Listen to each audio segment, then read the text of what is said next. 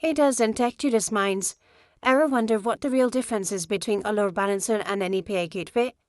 They sound kinda similar, right? But they serve very different roles in your architecture.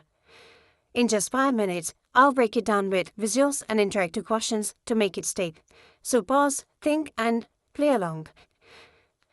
Let's start with the load balancer. Imagine you have a real popular online store. People are visiting your site like crazy. You have got multiple servers ready to handle the traffic. A load balancer is like the traffic cop.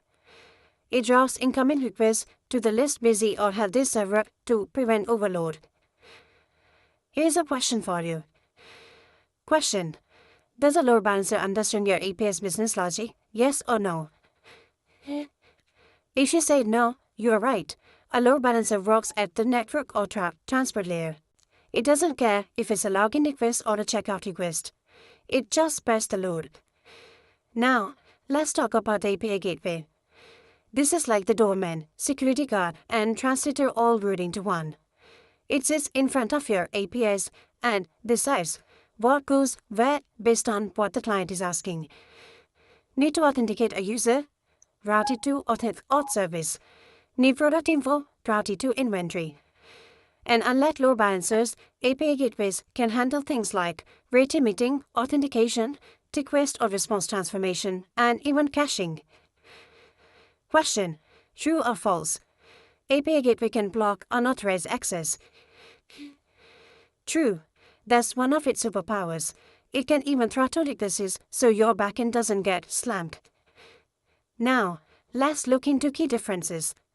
Let's start with the purpose. The why are you even here question. A load balancer is like the traffic cop of your app. It doesn't care who you are, it just points you to the next available server. API gateway, that's like the usher at a movie theater. It checks your ticket and points you to the exact screen you need. No guessing, no wondering. Layer. A load balancer can work at layer 7. The application layer, where it gets a little smarter. At this level, it can actually peek into HTTP requests, check the URL path, and make decisions based on that. Kinda like, oh, you're trying to hit /checkout, let me route that somewhere special. But it can also work at layer 4. That's the transport layer, where it just looks at IP addresses and ports. It's like, oh, you're going to port 40 for 43? Cool, let me find a server for that. Meanwhile, the API gateway lives permanently at layer 7. This is its home turf. It speaks HTTP fluently, understands APIs, parses JSON, and even rewrites requests if needed. So in short, load balancer equals to work at layer 4 and or 7, depending on the setup. API gateway equals to always at layer 7 and power of it. Now next, knows API logic. Thus, a load balancer knows your API logic? Nope, zero context. It's like, I don't know what this is, I just send it. API gateway, oh, it knows.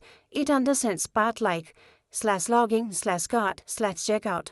It's not just passing traffic, it's managing the story. Authentication rate limiting. Load balancer says, not my job, buddy. API gateways, though. It's like a bouncer at a club, no token, no entry. And if you try to hit it with too many requests too fast, rate limited, smooth, secure, and in control. Use case time. Load balancer is perfect when you have multiple identical servers, clones on the same app, and you just want to spread the traffic around evenly. API gateway, that's your go-to when you are building a microservices architecture. One service for users, another for payments, another for shipping, and you need a smart gatekeeper to orchestrate it all. So remember, load balancer handles the where, API gateways handles the what and how. One is the traffic manager, the other is the API concierge, and in modern architecture, they are better together. Here's the twist. You often use both together. The load balancer takes care of high-level traffic distribution, while the API gateway handles the specific API task. It's like a team effort. Quick check-in. Question. Which one should handle authentication? API gateways always. So now, you know the difference and when to use each.